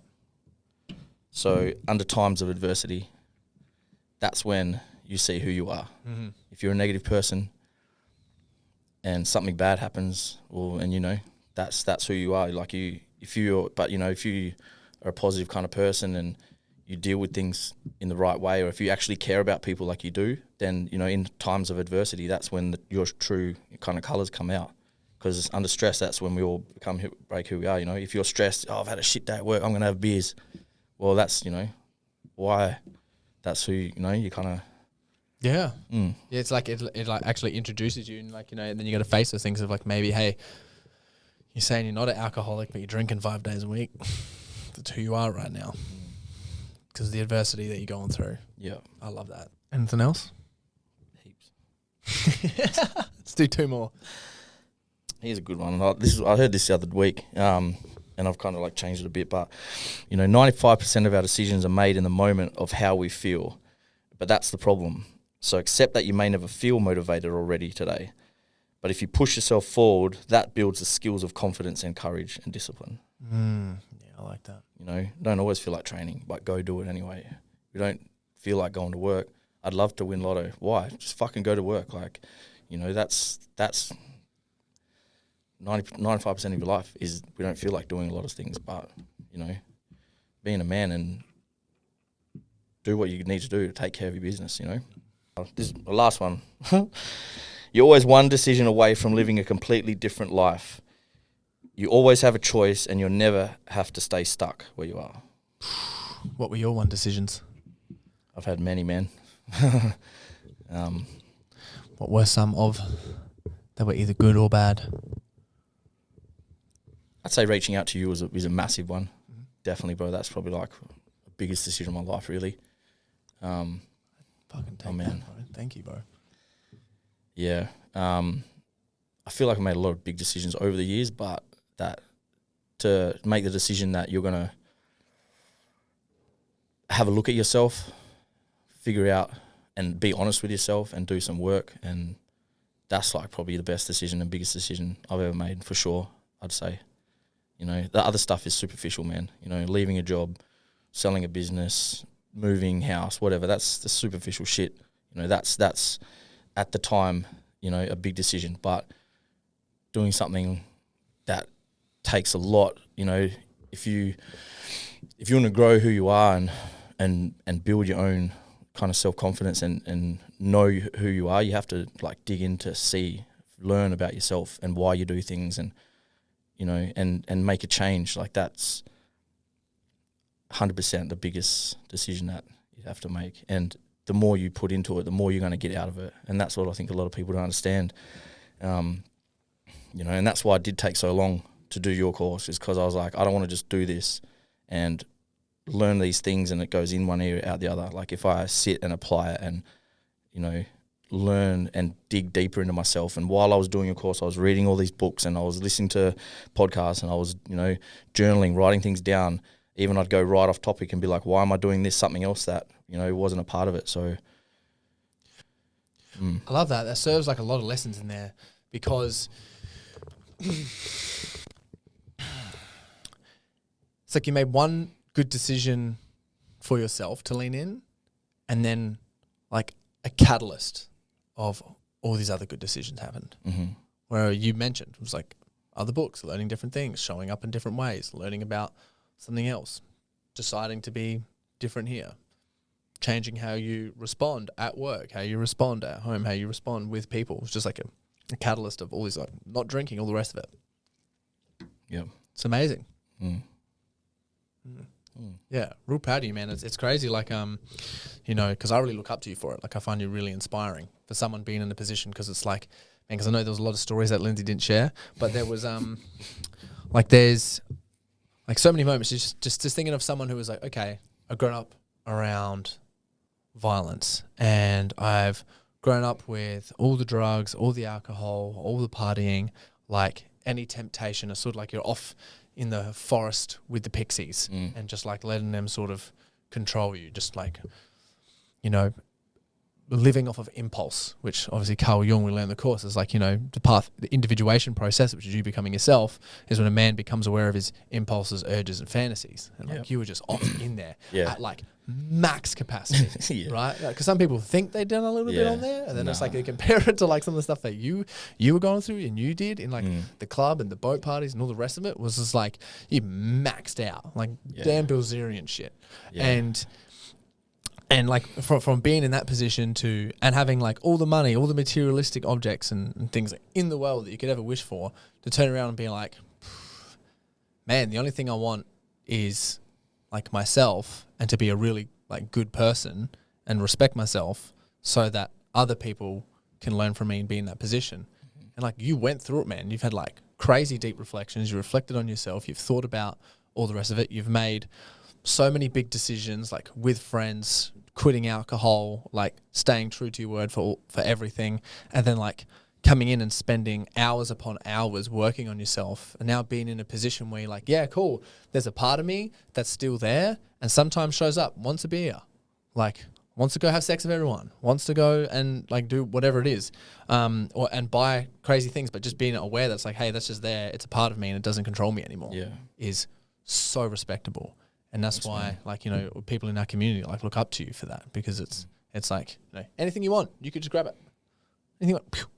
And for you, it's like always consistently thinking and learning like what I truly want. Yeah. And I look up to that. Thanks, bro. I appreciate that. And I guess like in that, you know, I've realized what feels better than getting fucked up every weekend or snorting heaps of bags or, you know, running amok is taking these little wins and saying no to things that used to make you happy, because you know that that's going to build your self-worth, and you know that you're going to be proud of who you are, because, you know, because nothing has the control now, you know, like, okay, if I want to have a drink, cool, I'm going to go and choose to have a drink, but that's, you know, if I want to, that's cool. But I'm not going to sit there and not have, like, not make a conscious decision about something, you know. I'm not going to be buckled from society, or I'm not going to let things that I can't control me and how I react now, you know. Because like all those things I've just said is, so, you know, in your mind, everything is in your mind, you know, your happiness, everything like that. So yeah, damn. Crazy journey, man. This is crazy. Bro. What's some parts of it that you're really proud of yourself? Like, can you just like sort of think about like your journey through all that, learning about yourself, the last like 10, 12 months of growth, resistance, fighting temptation, the rest of it, showing up, the community, all of it. What are parts that you're really proud of? Just probably myself, man, like just in general, like everything you've just said, like, because, and it's funny too, like if you kind of were fake about something and someone said all those things you just said to me, you kind of like, oh yeah, cool, like, thanks, that's a nice compliment. But when you know it, you're like, it's different. Like, I'm like, yeah, I know I've done these things. I'm 100% authentic with, you know, looking at myself and acknowledging where I was tripping, where I was, you know, lacking, the things that had control over me, the things that, you know, the shitty excuses I made to myself, the actually how I really did feel about myself. Like that's, and acknowledging it and working on it. That's, yeah. Yeah, and it shows. Like, Lindsay messaged me the other day. I was like, he messaged me like he's crushing with his books, and I was like, do you want a book to step it up? Like, I'll let you know, like, there's a book here that you can step it up. There's only myself and one other person I know that's read it. And you're like, yes. And he spent all day going to every bookstore in Perth to find men. And there was only one in all of Perth, one copy. And they were like, why did you, remember you said to me, Jim, they're like, why do you want it on the internet? And you're like, no, I want to start reading it now. I need it now, yeah. And then I quickly, fuck. And then you quickly what? I went through, like, quickly tried to have, I was like, I'll have a quick read now. And then I went cross-eyed after the first paragraph. I was like, what the fuck is this about? Like, this is some crazy shit. I was like, man, I need to sit down with this book and actually, like, be full, really, like, this is not just some light reading. No light reading. Yeah. It's funny because actually one of the comments, I screenshotted it off yours and I sent it to one of, like, Daniel because he's read it as well. And I screenshot it, and then one of the comments on the start was like, oh, this book is like straightforward from some like really renowned author. And I was like, this book is not straightforward. Who the hell, like, who is this guy? When I picked it up in the bookshop, I seen that. I was like, oh, sick. They're going to like, it's going to be in layman's terms, man. This is like, just have a quick bit of a light reading on the plane. Not in layman's terms. Yeah. And then one thing I think is like really cool, which I think like you stand for, is like one thing that really like you're really good at, obviously for like masculinity, is just calling people out of shit. You would have learnt that straight away. Cut through all the bullshit, get to the main point, tell me what you mean, so I can understand. And I'll tell you, out of respect for you, exactly what I mean, straight to the point, and get straight to it without any farting around, without anything else, straight up there. Like, and I think it's really important, and it serves really well. And it's funny, like, interesting in your development, especially for like some of the guys in the community, because Lindsay stepped up as a community leader, as be in the position where we challenge you. It's like, cool, you've mastered that already. That's easy and that's natural to you. That's your right hand. Like if someone throws a ball to you in your right hand, you're like, oh, I'm going to catch that right hand. Like, you know, leading in that way and being in that position is that. And now we're in the position where it's like, cool, the other tool and skill for that is to actually be really soft with your approach and soft with how like you treat people, and soft with like your approach and surrendering, like, oh, okay, and playing in that, and like really showing empathy and care for people. And I just loved how you're just so open to that challenge. I am, but I'm also, you know, like I feel like I am fairly empathetic, but I'm also like, people will whinge about shit that is a day-to-day problem. You know what I mean? Like, oh, people let a bad problem affect them for so long. Like, someone would have a fight with their girlfriend and they're still complaining about it on Thursday. I'm like, why didn't you just fucking say sorry or sort it out? Yeah. Like, or cool, everyone has a fight with their girlfriend, or everyone has a fight with their parents, or, you know, like, yeah. So little things like that, I mean, like, I don't know, I'll listen to it, but... Well, that's a challenge for you, though. Yeah. You know? It's like, how can you, even that situation where it frustrates the hell out of you, right? Because it frustrates you because you're like, I'd cut through the bullshit there and get to the thing straight away. Yeah. So that's a challenge for you to go, even though this frustrates the hell out of me, how can I just soften and hold this person? Yeah. We'll see. Well, I think you got it, man, because that's like uncomfortable. Yeah. You know what I mean? And like, but I am a very, like, I know I'm a very caring person. And like, if someone has, you know, wants to genuinely talk or like has genuine issue and they're, you know, oh man, I'm not going to be like, harden up, you fucking little pussy. Yeah. Like, of course. But, you know, if you're being a little bitch, I'm going to tell you you're being a bitch. Like, you know, if you say, oh, I couldn't get to the gym Monday because I was real hungover on the weekend. I'm like, well, fuck, mate. Why are you telling me for? Yeah. Go now. Yeah. Or shut up. Tell me something else. Like, don't cry to me about your little, like, you being a pussy. Definitely one point, and that's like so needed for some people as well. But I think with the playing of the softness for you, like, even when it's frustrating and even when that's happening, there's a part where you can just like, I'm just going to practice it. I'll try. Yeah. Which is cool, right? Because it's something that you know they play with, because obviously we know the road of excess leads to the palace of wisdom. Right. Yeah, as road of excess leads to the palace of wisdom. So when we're in the, you know, position where we want to get really good at something, like if you want to get real good at training and you want to get big legs, it's like, well, yeah, train legs all the time and you'll get big legs. So I think that's like, I just think it's like real cool that you're trying that, you're open for it, and you've been like practicing it, because we've seen it in real time and you're actually really good at it. Because I think it's really strong coming from you of being someone who is really capable, really masculine, can be real upfront, and just that's just the energy you project. Yeah. Right. But I struggle with, because I think too much kindness breeds a lack of accountability. Yeah. So if you're too, you know, if you're like, oh, it's okay, man. You didn't have to, you know, next week, do better next week. No, motherfucker. That's like, step up, stop being a little pussy. And, you know, people, especially the gym, man, like so many people talk to me about the gym and I'm just like, well, fucking go. Oh man, I really want to, but like this weekend I've got this on, and why are you talking to me about it then? Don't talk to me about it. Go to the gym, fuck off, or, you know, like, it's, I'm not going to sit there and be like, yeah, bro, you should. Yeah, it's good for you, man. I'm going to tell you all the things why, you know. I'll give you my workouts. I'll do this. No. Like, I'm not going to be, you know, I'm not going to, yeah. Yeah, but I do feel like there's a part where that's so needed too. Yeah. Like there's a lot of, I find particularly in different areas, specific people, it is so uncommon that aggression is used correctly.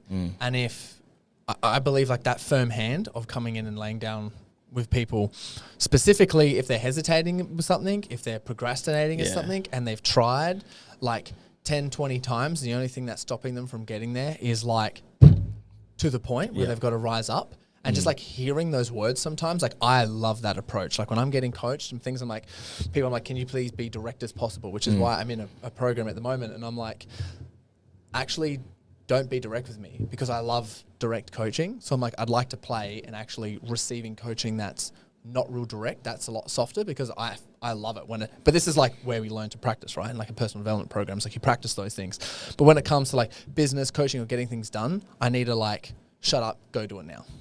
And I'm like, yes, that like actually fires me up. And I find that, you know, some people find so scared to receive feedback like that or receive a charge. But sometimes like that direct approach, like for me, it's just like, yeah. I feel feedback for anyone is huge, man, especially if it's clear and direct and not I think not the fuck around. Just tell me, man. Like, you know, I like it when you give me good feedback. I might write this down. Yeah, okay. Got it. Thank you, bro. I appreciate that. Yeah. So my feedback to like Lindsay, be more soft. Yeah. Man, I didn't bring my book. It was like, as I said that to me, I was writing this, be soft and try to be more empathetic. I was like, got it. Try it. We'll give it a crack. There we go. No, which is cool, man. So I just want to say, dude, like, huge thank you for coming onto the podcast and sharing anything. And just one thing, was there anything else that you wanted to touch on or mention that you wanted to say before leaving the podcast? I just got one question after. Like, while you're here, was there anything you're thinking, I wanted to share this, or I wanted to talk about this? I pretty much said, like, yeah, man, everything that, yeah. Crazy. Lindsay's story, crazy. You'd have to get to know him on a personal level before he tells you the juicy stuff. I'd just like to say, from what we've talked about on our podcast, what is one challenge that you'd like to give to people after listening to this podcast that they could do today, this week? A challenge? Yep. Challenge would be to actually get real and honest with yourself and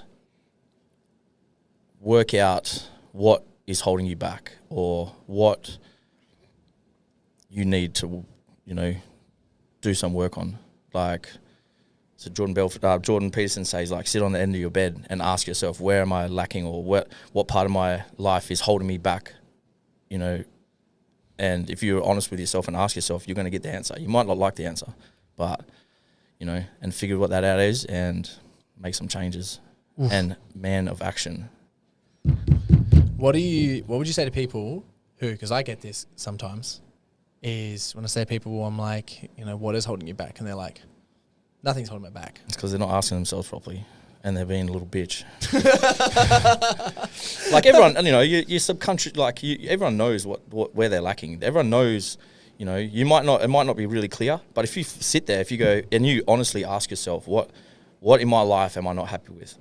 Where am I not as good at? Like, does your relationship suck? Do your friends talk shit about you? Are you, can you not hold a conversation? Are you not, doing what you say you're going to do? You say you want to go to the gym, or you look like shit. You're a fucking fat hole. Like, man, do it. Go and fucking, yeah. If you're a piss wreck every weekend, stop fucking drinking, or change, put some boundaries in, man. Like, just set some goals. Go, okay, I'm not going to drink this weekend, or I'm not going to drink, a month or something, and then change your relationship with alcohol, or, if drugs or whatever, like, because if you're not working on yourself, man, like, what kind of fucking life are you living, Do you think everyone should be working on themselves all the time? Well, what kind of life do they want to live? If you're not working on yourself, you're going to have a shit life.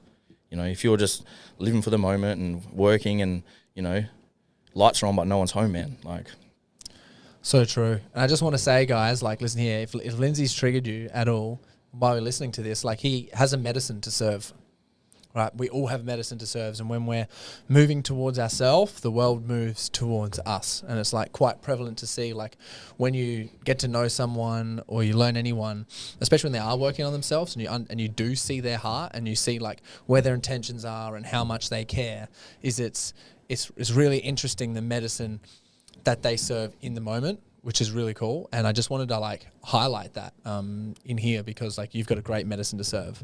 And, like, I hope that you triggered people on here. And the people who do get triggered by the things that you say, I hope it moves you or inspires you to take action. And if it does, then the medicine worked. Mm-hmm. So. And don't bullshit yourself either. You know what I mean? Like, fuck, be real, Can you take your shirt off and look in the mirror and be happy with what you're looking at? Can you look at yourself in the mirror and look at yourself in the eyes and believe the bullshit you're telling yourself? Like, come on, man. And if you can't do that, then how the fuck is any of your friends or your family or your kids or your wife or your girlfriend or your boyfriend, how are they going to take you seriously and respect you if you're not doing that? So that's a good challenge. Actually go and look at yourself in the mirror as well. So have a real hard look at yourself, like, go in the mirror and actually have a look, even if you think that you're there and you've got it. Mm. Thanks for coming on the podcast. Boom. Boom. Come here, bro.